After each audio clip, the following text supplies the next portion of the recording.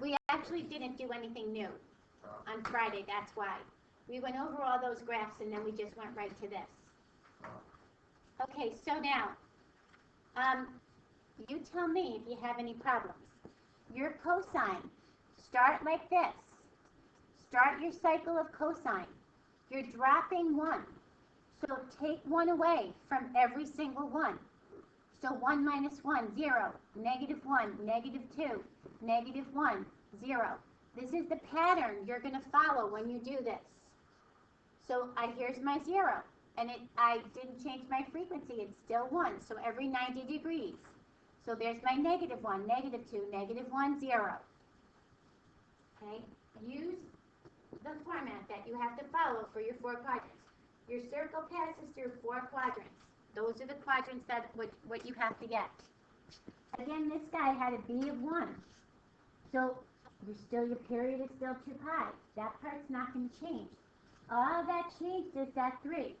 So we take your sign. 1, 0, negative 1, 0. And we multiply everything by 3. 0, 3, 0, negative 3, 0. That's what you graph.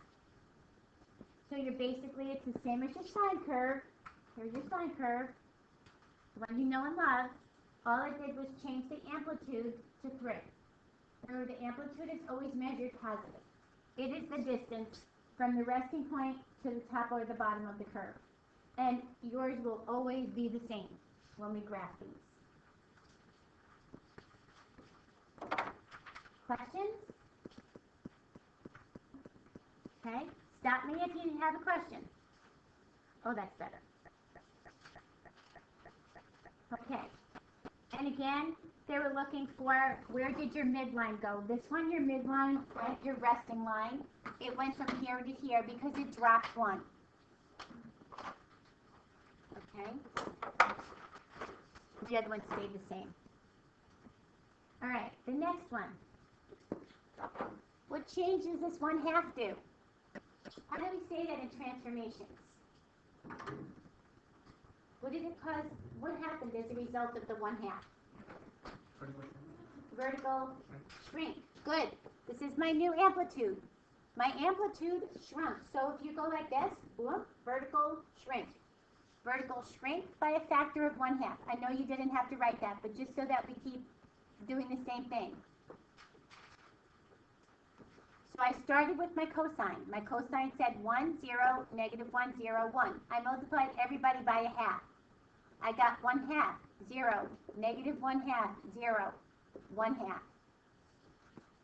What does this cause me to do? Move up 1. Vertical shift up 1. Very good. We're going to take that whole graph, move it up 1. Easiest way to do it is take this, add 1 to everybody. Just add 1. So now instead of 1, we're at 1 1/2, 3 halves. At 1. If we added negative 1, we're at a 1/2. If we added 1 and then 3 halves. This is what I'm graphing. My B stayed the same right now. My frequency is 1. 1 complete cycle in 2 pi. So I start here at the 0. And I say, go to 3 halves. Then at the 90, the pi over 2, go to 1. Then at the pi, the 180, go to 1/2. I'm following this. Then go to 1. Then go to 3 halves. There's my graph. No calc. Yes? Why do the frequencies say over 2 amperes? I think what they mean is there's one complete cycle in 2 pi. Okay. They did this to the other sheet too, remember? It's not really, your frequency is 1. So they're really saying you have 1 full curve in 2 pi. Like this one with the 2 says I have 2 full curves in 2 pi. They're just not saying 2 or 1. Yeah. They did that on the other sheet too, which we kind of looked at because it was a little bit confusing. Okay, this 1/2.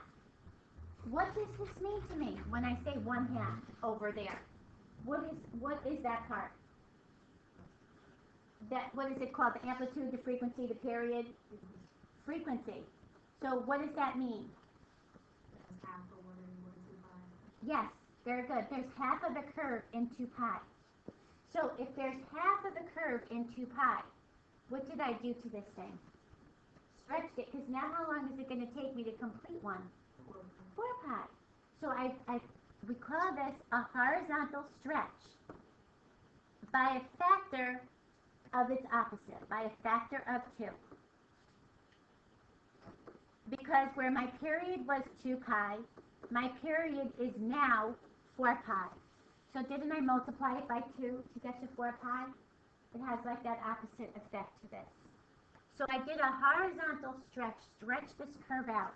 So from 0 to 2 pi is only half of my sine curve. From 2 pi to 4 pi, there would be the other half of my sine curve. Okay?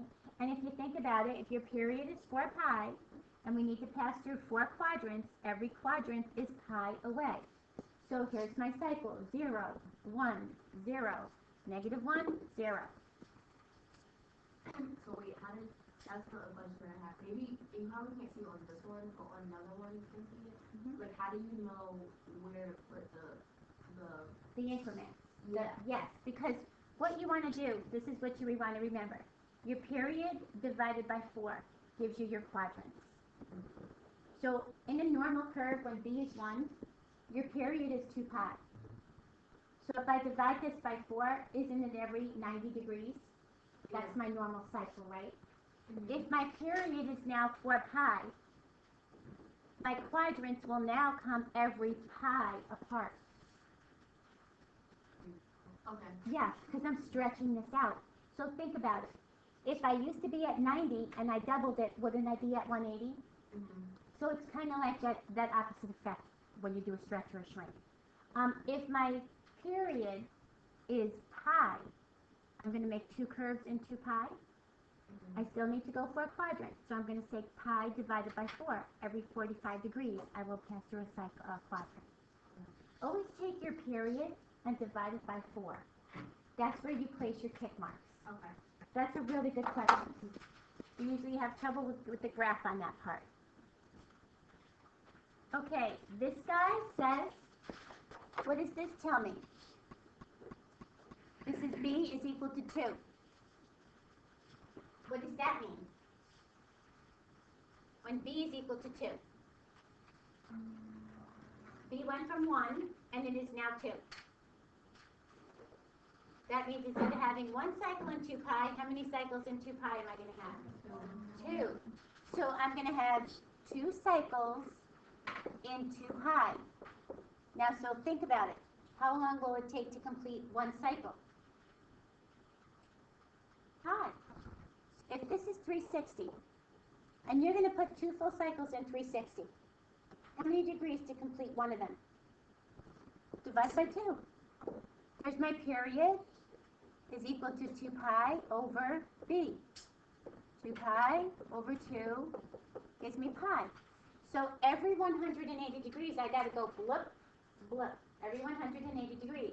Now, here's where you asked again, Azure. You said, how do I know where to put my tick marks? If I got to do between, here's my 90, my 180, my 270, my 360. Here's my pi. If I got to make one complete one here, I still have to pass through 4 quadrants. So kind of like without even thinking about it, you say, make me 4 quadrants. Cut it in half, cut these in half again. How big are they? What's half of 90? 45. So is it my period divided by 4? That what gives me my quadrants. So sometimes it's just easier to say, okay, cut these in half. From here's my 1. Make me 4 quadrants. Make me 4 quadrants. So there's my cycle. 1, 0, -1, 0, 1. 1, 0, -1, 0, 1. There's 1. I do it again. 1, 0, -1, 0, 1. There's my 2. You guys should be doing this too. This is what you missed. Okay? So now I have 2 complete cycles in 2 pi. What do I call this? How do I name this transformation? I took my cosine curve, and what did I do? I shrunk it down. I shrunk the period, actually, right? Because my period went from 2 pi to pi. So that's half of it, isn't it? So I have a horizontal shrink by a factor of 1/2. I shrunk the period. It's like an accordion. I take it and I swoosh it in like this. I shrunk it down. It looks like, yeah, there's more, but the period itself is small. Okay. Stop me if you're not getting this. Okay? Now, we did a phase shift in here. We did a basic phase shift. My B is still 1. That means I want 1 full cycle and 2 pi. But I don't want you to start it at 0 anymore. I want you to take this, and because this is inside the parentheses, we go the opposite way. We do a horizontal shift, right, pi units. But the problem is, well, we're still doing this, but because we're working with angles, we tend to call this not a horizontal shift, but a phase shift. Pi units to the right. Because we're kind of changing the phase of your angles of where we start. It's still a horizontal shift, but we just call it a phase shift. So I want the same pattern. I want 1, 0, -1, 0, 1, but I don't want you to start until here at the pi. We can't start from the 0. We have to shift over here and start at the pi. 1, 0, -1, 0, 1. See it? That would be where it goes. So on the opposite side, can I go backwards? Just go backwards this way. 1, 0, -1, 0, 1. If you wanted to. You know, if it makes more sense to you. Like, what I don't like about this sheet, I love this sheet. I really love their transformation sheets, but they didn't give you enough space to do a complete cycle. Like, they didn't go to the left, they didn't move enough to the right. Now, when we talked about this the other day, we said, where does one complete cycle go? So work with me for a second.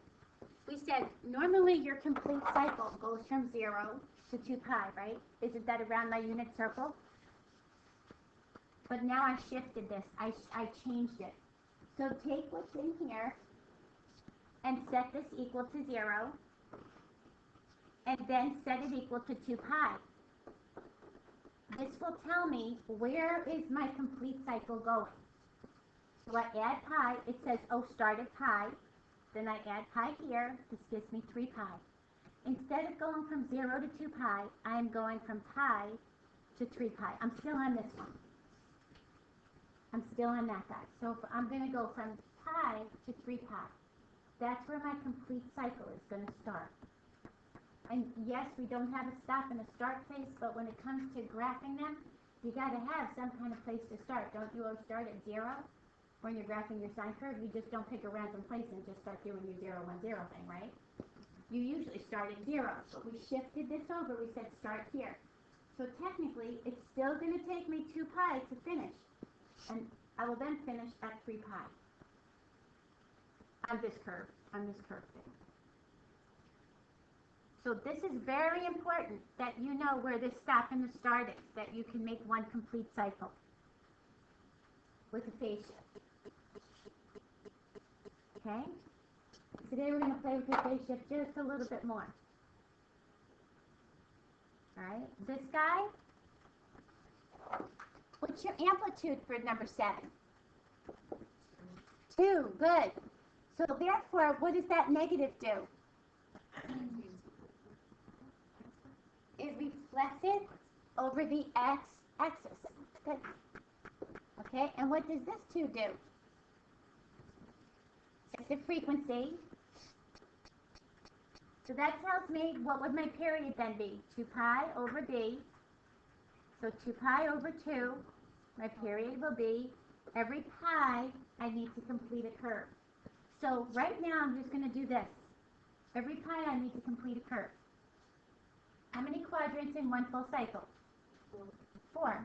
I'm going to take this and look, I'm going to divide this into four quadrants. And if I took pi and I divided it by 4, isn't it every 45 degrees? Is my tick mark? There's another complete cycle. I'm just going to divide this into 4 equal parts.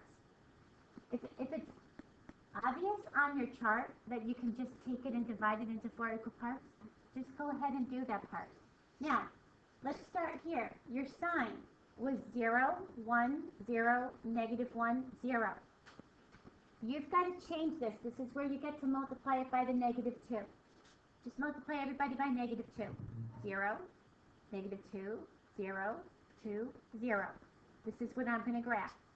So, 0, -2, 0, 2, 0. One complete cycle. 0, -2, 0, 2, 0. Two complete cycles. Good?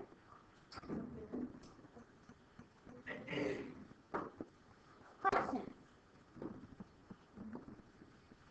I really do like this sheet. This gives you a lot of variety in here.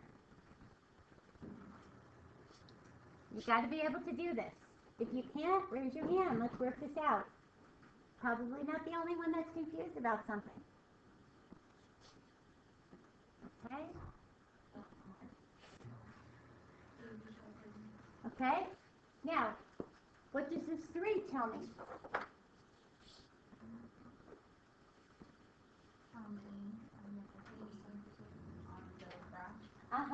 How many complete cycles? My frequency is 3. I'm going to have 3 complete cosine curves. So let's think this out in degrees for a second. If I have 360 degrees, and I need to put 3 of them in there, how much is it going to take for one? 120, 360 divided by 3, right? So, 2 pi divided by 3, it's still 120. 360 divided by 3. Every 120 degrees. Now, on yours, you have tick marks of every 30, right? Yours is set up so that every 30 you have a tick mark here. Let me just put mine with every 30, right? Your sheet has every 30. So think this in degrees a second. So if it takes me 120 degrees to complete one cycle, how many degrees is each quadrant? Good. I take this, I divide it by 4. So I need 4 quadrants of 30 each. So watch. Start here. 30, 60, 90, 120. Isn't that 4? 1, 2, 3, 4. I don't even have to really keep track of the degrees because it's 30s on your graph. So 1, 2, 3, 4. 1, 2, 3, 4. Oops, sorry, 4.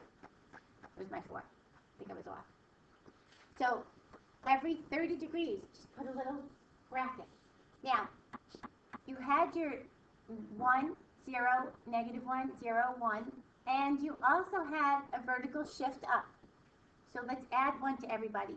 2, 1, 0, 1, 2. That's what I'm going to follow with my tick marks. So 2, 1, 0, 1, 2. That's one cycle. 2, 1, 0, 1, 2. 2 cycles. 2, 1, 0, 1, 2. There's my 3 cycles. Good? Okay. For number 9, the reason why it looks like that, is that because it was the phase shift? Because I think I drew maybe the wrong part of it. Yeah, this is the part that I don't like about this because they didn't allow you enough space to go out there and change it to a negative pi out there. But you can always make room for that. So, or I'll show you how to start it otherwise. So we have a shift where negative pi left. So we're going to call this a phase shift. Now, they didn't allow you enough space to go out there and to say, and I would just take this and say, okay, this is -90, this is my negative pi. Just let them overlap if you need to, because your graph is behind mine.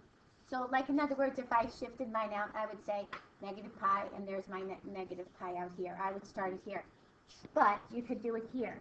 Here's your 0, 1, 0, -1, 0. Now, you have to start 2 to the left, right? You have to go to the left. So, take those 2 out. And where is your 0 going to be? This is your negative pi. This is your negative pi over 2. Isn't this where your 0 starts, right here? So you could do it that way too, or you can extend your graph and do it that way. There's your 0, your 1, your 0, your -1, your 0. Or just take those 2 away. Now, your complete cycle again has to be pi 0 plus theta plus pi equals 0, so you're going to start at negative pi. And theta plus pi equals 2 pi, you're going to end at negative pi. So this is where your first complete cycle has to be. And if you think about it, there it is. There's your first complete cycle. From negative pi to positive pi. Positive pi starts another one. So here's another way to do it. If you figured that out, start your cycle at pi. 0, 1, 0, negative 1, and then work this guy backwards. That's doable too. There's a number of ways to get around that. You know, if you're limited on what they give you for space.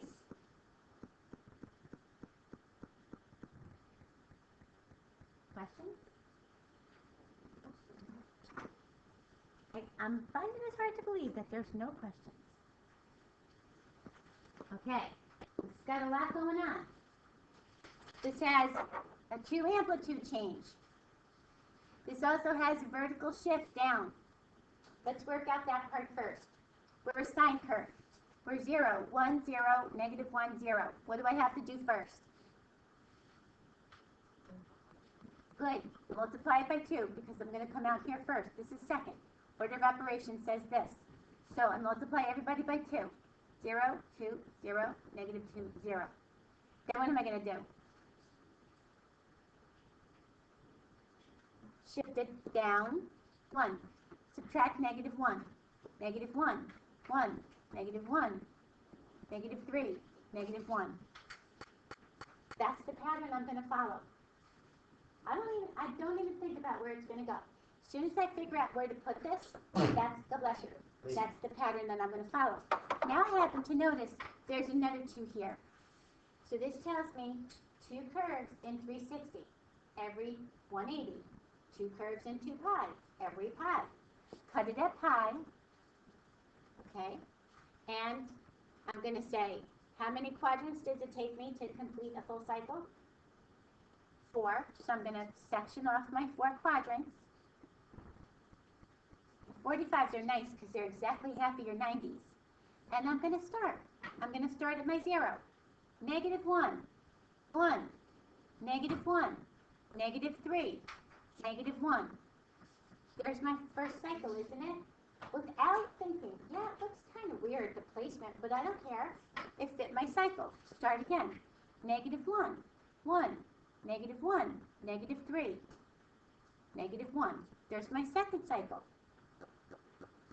1, 2. Right? Okay, and the last guy had a few things going on too. What did this 2 do? Amplitude. So again, let's start with our nice pieces. Multiply everything by 2. And then instead of dropping 1, we raised 1. So add 1 to everybody. 1, 3, 1, negative 1, 1. That's what I'm going to follow each time. My frequency luckily didn't change, but I just shifted where?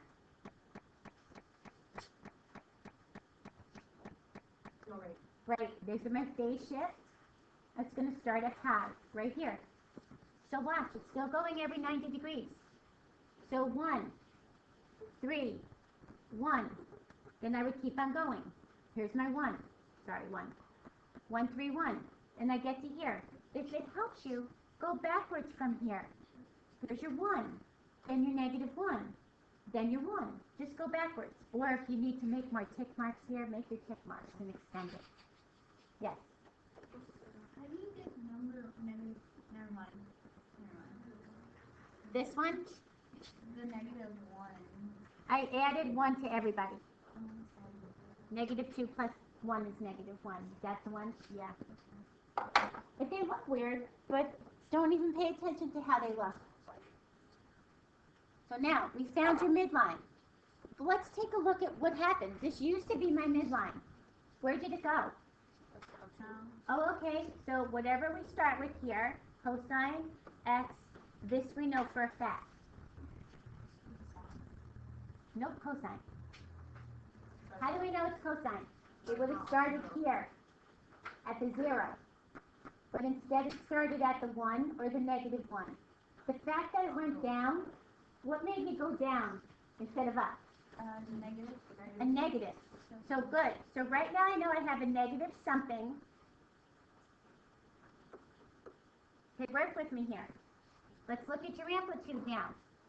My amplitude went up here. Instead of going up 1, it went 1, 2, 3. So what should this front number be? Negative 3. Good. Now, all we have to do is see how many complete curves in 2 pi. So here's where I started. Here is one complete curve.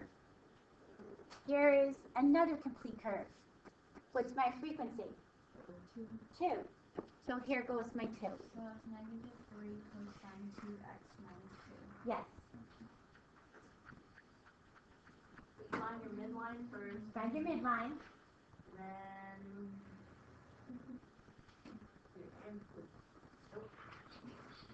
find your midline, and then your vertical or slope, right? Or Find your midline, that's your vertical, how much it changed after that. Then find your amplitude. So bring me back to like this area now. I shifted down. I just took whatever was up there, I moved it down. Find my amplitude. It's from our new resting line to the top of your curve. Like from here. Our new resting line to the top of my curve. okay. Okay, since we didn't get to the phase shifts, we didn't get to your phase shifts, but no. What I want you to do is, what I want you to do is on the homework, just find the equation part. Just the, oh, okay, actually, guys, we can do the first 3. I just find, okay, no, we'll leave those first 3. Just do the bottom parts. Do the graphs. I don't want to confuse you. Do the graphs. Find the equations of the graphs.